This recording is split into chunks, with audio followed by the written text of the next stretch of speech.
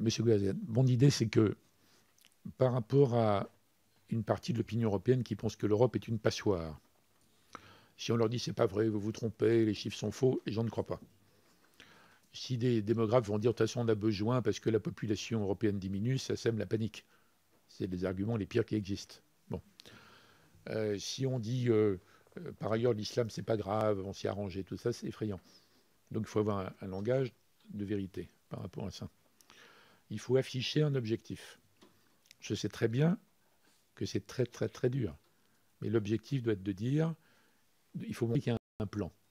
Le plan consiste à dire on va préserver le droit d'asile, parce que si l'Europe moderne renonce au droit d'asile, disons, elle se suicide moralement en quelque sorte, sauf qu'il faut le redéfinir.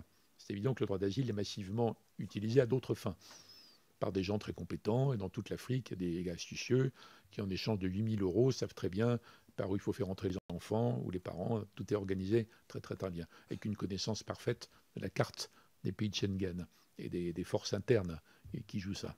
Je sais très bien que c'est difficile, mais il faut l'afficher. On va redéfinir sérieusement le droit d'asile qui doit bénéficier à des gens en danger, Ils sont en danger pour des raisons de guerre civile, pour des raisons de sexe, de race, de religion, etc. Il faut les protéger. Et après, quand on leur a donné l'asile, ils deviennent des réfugiés, pas avant. Pas avant. Les médias emploient le terme n'importe comment. Il faut s'en occuper vraiment. Il faut les protéger vraiment.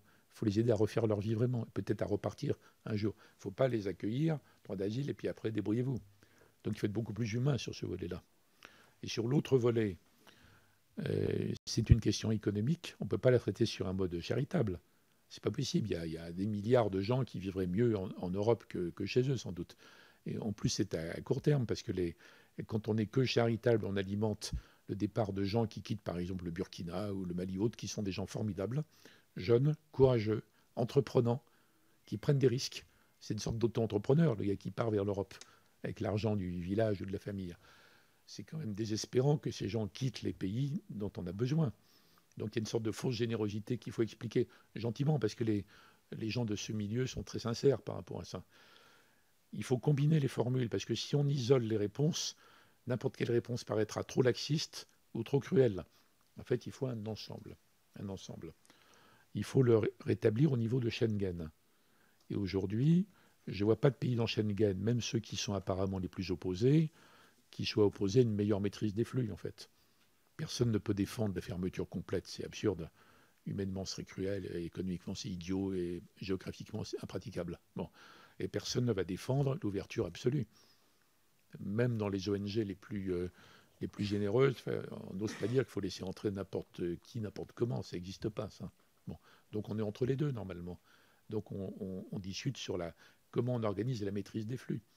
Est-ce que c'est nous tout seuls, Français, ou nous, Schengen, ou nous avec les autres?